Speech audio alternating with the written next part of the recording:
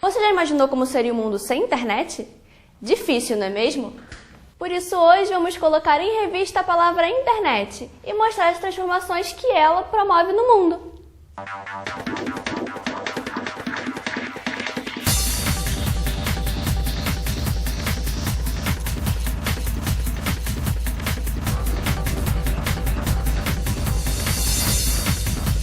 Você conhece a história da internet? Sabia que ela mudou muito desde que foi criada? A internet surgiu no final dos anos 60, nos Estados Unidos, numa combinação de pesquisa militar e universitária. Os militares tinham a ideia de criar um sistema de comunicação menos vulnerável, sem um centro, para que caso fosse atingido pelo inimigo, não perdesse o contato com os outros pontos. Apesar de inicialmente pensada para uso militar, a internet foi muito mais utilizada por cientistas, que passaram a desenvolver outros usos na própria academia e para a troca de informações científicas. A partir dos anos 80, a internet se popularizou com o surgimento de interfaces de sistemas operacionais mais amigáveis. Isso começou a mudar a forma de vida das pessoas, no trabalho, no lazer e principalmente na comunicação. Depois se fala em Web 2.0, que seria uma segunda geração da web, quando essa interatividade aumenta, né? Você já tem as redes sociais e você já tem bandas largas e capacidades maiores de processamento, então todo mundo consegue baixar um filme e produzir um filme e botar na internet. É a coisa do Facebook, do YouTube. Criou-se então a cybercultura, uma relação entre os usuários no ambiente online que promove a convergência entre a sociedade, a cultura e as novas tecnologias. E essa nova relação tem seus lados positivos e negativos. Tende a ser um pouco mais positiva do que negativa, mas um pouco. E ela traz uma série de problemas também aí, que para começar o fato de muita gente ser excluída, o fato de, por mais que você inclua, o negócio está sempre num movimento tão rápido que quando você inclui alguém no nível, a coisa já está muito mais avançada. O fato das pessoas poderem estar sendo monitoradas permanentemente por algum governo ou por alguma empresa, do lado bom é meio óbvio, né? O acesso de todos à informação, à diversão, ao lazer, ao conhecimento, as coisas ficam mais práticas. Ela é uma biblioteca gigantesca. Muita gente diz que a internet faz as pessoas se isolarem, mas as redes sociais são prova de que para relacionamento a internet pode ser uma aliada. Hoje, até mesmo as crianças usam a internet para se relacionar. Tem um lado bom que desenvolve muita coisa, a criança se comunica, os joguinhos desenvolvem o raciocínio, essa coisa toda ajuda, né? Agora, o problema é o exagero. A criança não pode ficar o dia inteiro na internet. Eu vejo crianças que chegam da escola, largam a mochila num canto e vão para a internet. Isso é um absurdo. Não pode. Porque muito fala, ele está lá no computador, está quietinho lá. Quietinho fazendo o quê? Tem que ver o que ele está fazendo, que site ele está entrando, com quem. Porque mesmo que já seja adolescente, tem que saber. Então a internet tem um lado bom e um lado mau, né? O lado bom permite uma comunicação até mais rápida. Você quer falar com uma pessoa, você vai no e-mail, a pessoa mesmo esteja longe, imediatamente recebe isso, então você se comunica. E outras, ela vai suprir a dificuldade delas. Não é nem por ser rápido, não, porque tem medo de se mostrar, tem dificuldade de aparecer, medo da censura, medo do que vão dizer. Algumas têm realmente necessidade de exposição. Uma forma de fortalecer o ego, uma forma de preencher um certo narcisismo. Que muitas pessoas são narcisistas, gostam de se expor, gostam de se mostrar. Então a internet é um meio solitário de exposição. Então, como elas têm dificuldade, isso de alguma forma supre essa dificuldade delas. Você usa rede social? Sim. Não. Facebook. Não só o Facebook, como o Twitter e o YouTube também. Para quais fins? Lazer, trabalho? Para tudo. Para lazer, para trabalho, para tudo. Lazer. E para estudar? Para trabalho, lazer. O Brasil está entre os países que mais acessam as redes sociais. E elas já fazem parte do cotidiano da população. Aproximadamente 84,8% dos internautas utilizam o seu tempo online para acessar as redes sociais. Entre as mais acessadas, o Facebook e o Twitter são os mais populares. As redes sociais propiciam essa possibilidade, né, de que as pessoas se vejam, se mostrem, que as pessoas falem de si, que as pessoas sejam levadas em consideração. Me parece que esse é um dado relevante. Hoje, qualquer candidato a prefeito, governador, presidente, presidente, ou mesmo deputado, cargo legislativo, tem que se utilizar, né, faz questão de ter lá seu perfil, ter lá sua presença nas redes sociais como uma maneira também de conduzir sua campanha. O exemplo mais significativo foi a eleição do presidente dos Estados Unidos, o Barack Obama, que atribui boa parte do sucesso da campanha dele à utilização das redes sociais. O que as redes sociais poderiam desempenhar, pelo menos do meu ponto de vista, seria justamente esse aprofundamento, essa ampliação da conquista, da luta pela democracia e da cidadania.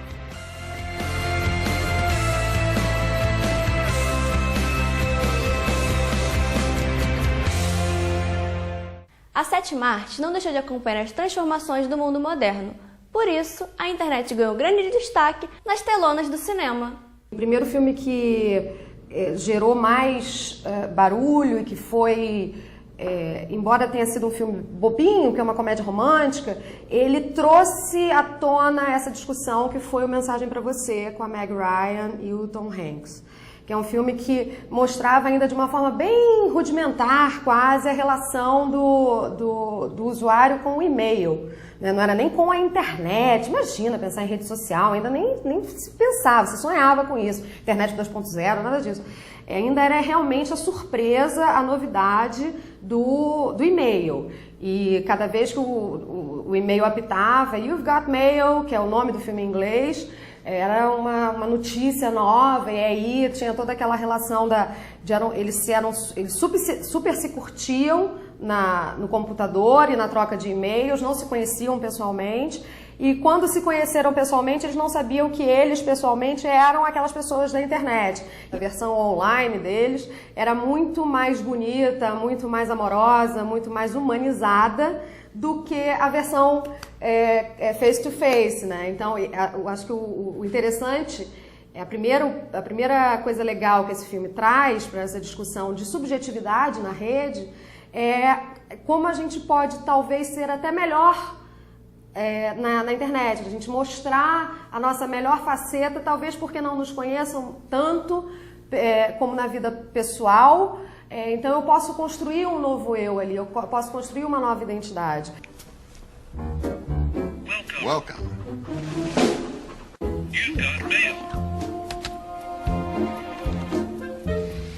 O filme Closer, Perto Demais, fala do relacionamento amoroso de 4 personagens. Uma fotógrafa bem-sucedida, um aspirante a romancista, um médico e uma stripper. A história dessas 4 personagens, em alguns momentos, acontece através da internet, em salas de bate-papo e chat, na qual existem diálogos e numa conversa de teor sexual.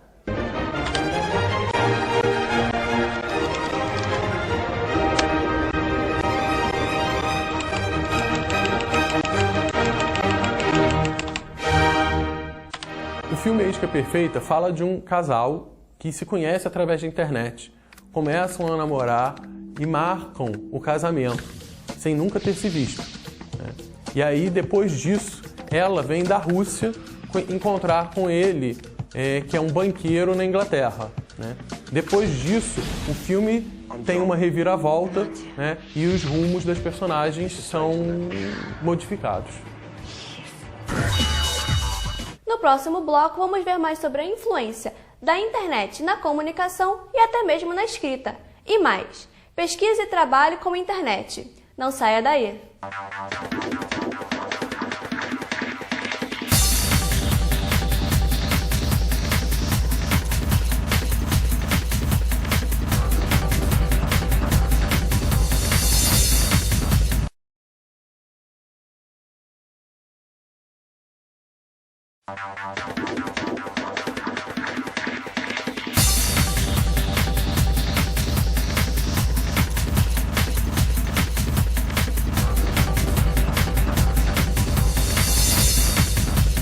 Hoje, a palavra em revista é internet. Milhares de pessoas se conectam a este mundo virtual todos os dias. Isso fez da internet um novo campo para a publicidade. No início da internet, a internet ela era um espaço onde tinha poucas estratégias publicitárias. Né? A gente diria que a primeira estratégia publicitária foi o e-mail, o e-mail marketing, né? Depois outras estratégias com desenvolver da tecnologia, né? Com o avanço da tecnologia foram surgindo, como o banner, né? que até hoje ainda existe, o pop-up, né? E com o avanço da tecnologia, quando a gente começa a falar desse novo surgimento da tecnologia, quando se pensa a reconfiguração da tecnologia, que a gente chama de Web 2.0, outras estratégias começam a se aliar à Web 2.0. Então a gente pode falar das próprias redes sociais, né? Digamos, o YouTube, né? Primeiro começamos com o YouTube, um espaço onde pode ser disseminado vídeos publicitários, né? O marketing viral, ele ganha um espaço, e junto com o Facebook, né, e Twitter, ele começa a ser o próprio espaço de divulgação das empresas. A internet influencia cada vez mais, tanto as pessoas como o idioma que elas falam. Com a língua portuguesa não foi diferente. A palavra internetês, ela é uma palavra de origem claramente proveniente do inglês e se adequou ao português com o sufixo "ês". Esse mesmo sufixo pode ser encontrado em palavras como juridiquês, como economiquês ou economiquês. E essas palavras geralmente têm um sentido pejorativo na língua portuguesa. No caso do internetês, esse valor pejorativo se observa também, porque vemos no uso da internet uma língua portuguesa muito mais flexibilizada no sentido de não obedecer às regras, tais como as gramáticas costumam prescrever. De todas as formas, isso prova que a comunicação é bastante flexível e que o uso da língua está condicionado às necessidades gerais de cada usuário. Há de se notar uma necessidade de diferenciar o que é escrever na internet e o que seria escrever um texto dentro de padrões gramaticais. Quando nós utilizamos um texto, por exemplo, em que há necessidade de um uso mais voltado aos padrões gramaticais, no sentido de você escrever um texto científico, você escrever um texto acadêmico, é diferente de quando, por exemplo, nós nos reportamos a um texto de e-mail, que requer, na verdade, uma maior intimidade com o interlocutor, de forma que essa maneira de se expressar deve, de certa forma, ser mais flexível. Há quem prefira usar a internet para jogos, para interagir nas redes sociais ou para fazer compras. Mas a internet pode ser um meio de pesquisa muito eficiente. A internet ela é uma grande ferramenta de pesquisa e para qualquer área, e ela pode ser usada para o bem ou para o mal. No primeiro momento é importante que o aluno tenha critério de escolha, critério de seleção. Quando ele liga o computador, acessa um primeiro site de busca, como o Google, e encontra uma série de textos ou referências relativos àquele assunto que ele quer. A primeira coisa é checar a credibilidade daquela fonte. E depois, assim, que é a parte mais importante, que é a que eu chamo de sintonia fina, né, de uma limpeza, que é você ser capaz de entender a diferença entre copiar e citar. Então você precisa, sim, mencionar as ideias de outros autores, mencionar que você leu determinada conceituação no texto que você encontrou num certo site, e você precisa dizer de onde que veio aquela informação, qual o nome daquele autor, ou qual foi o endereço exato onde eu, leitor, posso encontrar aquele site. Isso aí é citar, isso aí é fazer a citação, é quando você dá crédito para quem você está mencionando. E uma outra coisa completamente diferente que é criminosa, é o plágio. É a cópia sua, sem que você dê o crédito de quem é o autor daquela ideia. Existe a mãe de todas as regras, são 4 letrinhas, ABNT, Associação Brasileira de Normas Técnicas. É isso que é é Deus das citações. É essa associação que determina quais são todas as regras e, eventualmente, a cada ano, a cada 2 anos, essas regras podem mudar. Que a internet se tornou um meio de comunicação rápido e interessante, não há como negar. Mas você sabe os cuidados que devemos tomar ao ficar muitas horas na frente do computador? Você costuma tomar algum cuidado com a postura quando fica na internet? Um pouquinho. Normalmente não. Sim, porque eu já tive princípio de tendinite, tive que tratar, então eu sempre me preocupo com o teclado, ombro e tal. Não. tomo porque às vezes me dá dor na coluna e eu trabalho com isso. Mais ou menos, é difícil. A postura ideal de uma pessoa ao fazer qualquer atividade profissional deve respeitar a posição anatômica quando estiver sentado, obedecendo às curvaturas que existem na coluna. Buscar estar sempre com a coluna ereta, reta. Quanto tempo você costuma ficar na internet? Entre 1 a 2 horas. Dependendo, umas 12 horas direto. Tempo para fazer os trabalhos, alguma pesquisa, assim, um pulinho no Orkut e pronto. Não, só para procurar trabalho, fazer pesquisa. 2 horas por dia. Em casa eu fico, quando eu tô de bobeira, o tempo todo.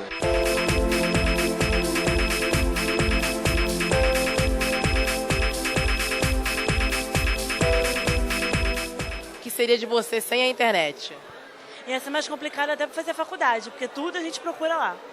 Nada, porque hoje em dia tudo depende da internet para tudo, né? Até se comunicar com alguém para algum processo de emprego. Agora é essencial, né, pra gente, porque para pesquisa, para faculdade. Pô, no momento não. A internet deixou de ser luxo para ser necessidade mesmo. Hoje é difícil, né? Você conseguir trabalhar, você conseguir estudar, você conseguir pesquisar alguma coisa sem internet, né?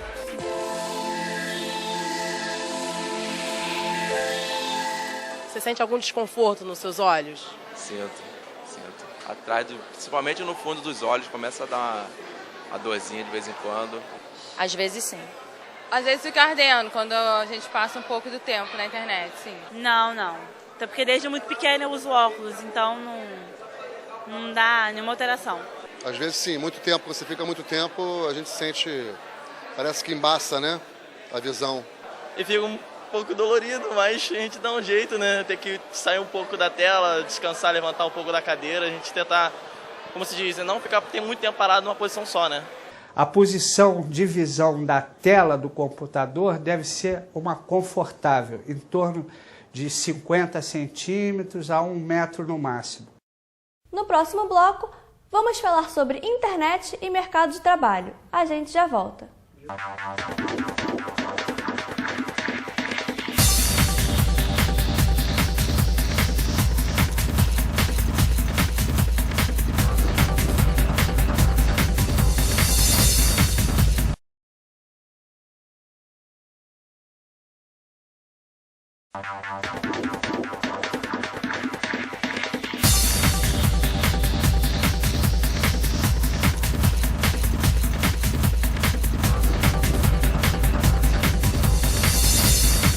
Tem gente que usa bastante a internet no trabalho, e saber navegar bem pode ser importante no mercado.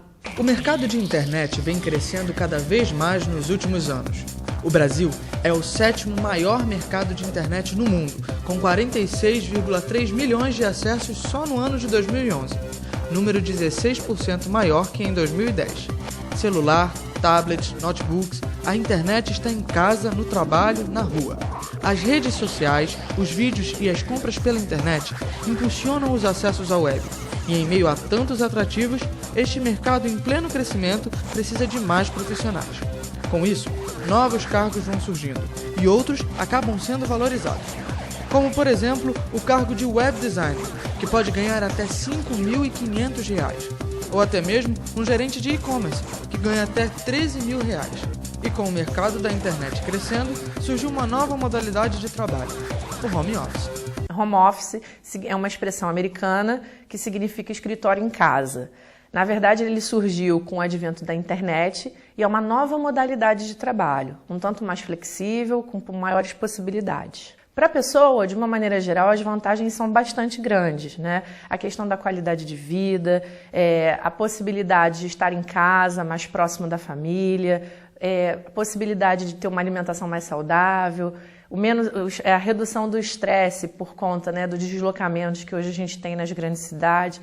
A gente tem aí algumas desvantagens. Ao mesmo tempo que a gente tem a possibilidade de estar próximo à família, isso tem que ser muito bem dosado, né? Tem que ter uma disciplina muito grande. Por conta da empresa, o que a gente pode dizer que é uma desvantagem? É a questão da sucessão, no caso da perda daquele funcionário. A reposição é mais difícil porque eu preciso ter um profissional que esteja habilitado, com uma infraestrutura, né, física montada e que tenha interesse em trabalhar nessa modalidade também de trabalho. Os Estados Unidos e a Europa já trabalham com essa modalidade já há bastante tempo.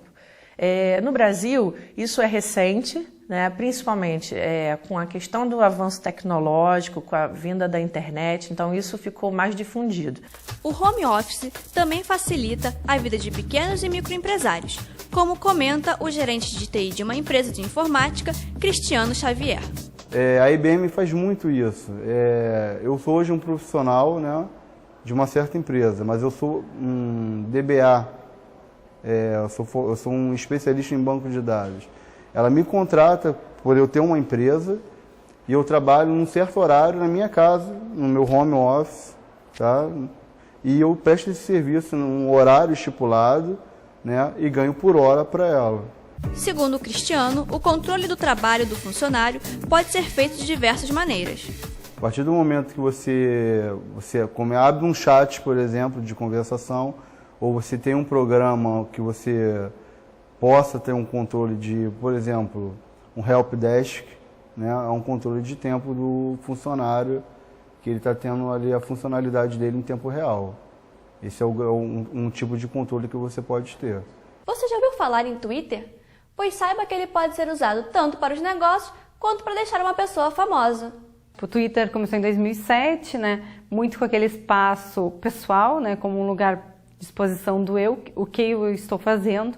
A gente viu que ao longo dos anos várias pessoas importantes começaram a utilizar o Twitter para disseminar informação. Então a gente vê o Luciano Huck, né, foi um dos twitteiros que utiliza até hoje muito Twitter para se comunicar, né, com seus telespectadores, né. A gente vê o próprio CQC, utiliza muito o Twitter para chamar a atenção dos usuários para o próximo programa, né. A gente vê que o Twitter ele vem como uma ferramenta muito próximo do blog, né. A gente até diz que o Twitter é um microblog e só que você tem um espaço muito pequeno para redigir no Twitter. Você tem 140 caracteres para passar informação, né? Só que você pode fazer o Twitter como um espaço, como uma estratégia para divulgar a sua matéria, né? Para você, o que acontece hoje?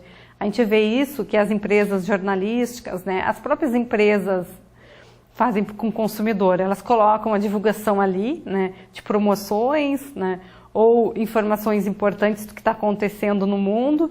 E aí, se você tem interesse, você clica e você lê a matéria. Ou se você tem interesse, você clica e participa da promoção. A gente vê que o Twitter ele tem um espaço na internet importante. Por quê? Porque ele trabalha também, como todas as redes sociais e como é esse momento que a gente está vivendo, a Web 2.0, a estratégia de compartilhamento da informação. O programa de hoje passou em revista a palavra internet. E se você tem alguma sugestão para as próximas edições, te dou uma dica: use a internet. Envie um e-mail para centrodetv@uniswan.edu.br e até a próxima. Tchau!